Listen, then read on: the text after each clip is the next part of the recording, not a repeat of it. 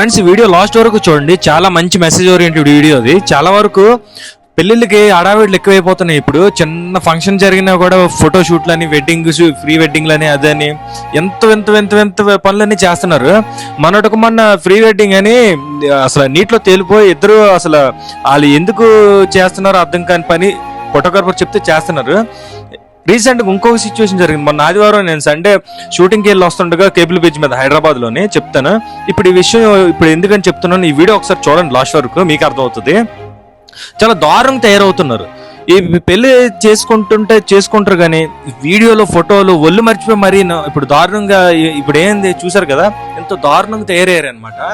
ఎందుకు ఎంత దారుణంగా మరీ అంత పిచ్చెక్కిపోయి, అంటే డబ్బులు ఎక్కువైపోతే ఇంక వేరే విధంగా పెళ్లిళ్ళకి ఫోటోలు అవి ఇవి డెకరేషన్లు ఇవే కాదు, మేకప్ వేసుకొని ఇన్నే కాదు, చేయించు తప్పలేదు లిమిట్లో. అంత ఎక్కువైపోతే డబ్బులు పేదోడికి పంచొచ్చు, పేదోళ్ళకి భోజనాలు పెట్టొచ్చు. పేదోడు ఎవడో రానివారు, ఆకలితో ఉన్నవాడిని తిన్నవారు, మన చుట్టాల బంధువులు మెక్కలు ఆలే దొబ్బు తినాలి, 2 దెంగులు పెట్టి వెళ్ళిపోవాలి, ఇది పోలేదు అది పోవాలని. అప్పుడు కుటుంబంలో అందరికీ హాయిగా సుఖంగా ఉంటుంది. సో ఈ సిచ్యువేషన్ ఫేస్ చేసిన అప్పుడు పెళ్లిలో వాళ్ళు అందరికీ బాగానే ఉంటుంది. కానీ ఇప్పుడు ఆ ఫోటోగ్రాఫర్ ఎవరైతే ఉన్నాడో ఆడు జీవితాన్ని కోల్పోయాడు. వాళ్ళు ఇంట్లో వాళ్ళు రోడ్డు మీద పడిపోతారు అనమాట. ఇప్పుడు పెళ్లి చేసుకుంటున్న వాళ్ళు వీళ్ళు ఏమైనా సాయం చేస్తారు, ఇది చేయలేరు. ఎందుకంటే వాళ్ళకి ఇవ్వాల్సినంత పారితోషికం ఇస్తారు కానీ ఎక్స్ట్రా ఇవ్వలేరు కదా. సో ఇలాగా చాలా వరకు జరుగుతున్నాయి. కేబుల్ బ్రిడ్జ్ మీద ఒక వైఫ్కి భర్త ఫొటోస్ తీస్తుండగా అన్ఎక్స్పెక్టెడ్లీ అది జరిగింది. ఆ మనిషి ఇంకా లేడనమాట.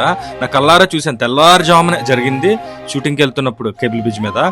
సో దయచేసి ఒక్కసారి కళ్ళు ఎప్పండి, అసలు చాలా కేర్ఫుల్గా ఉండండి.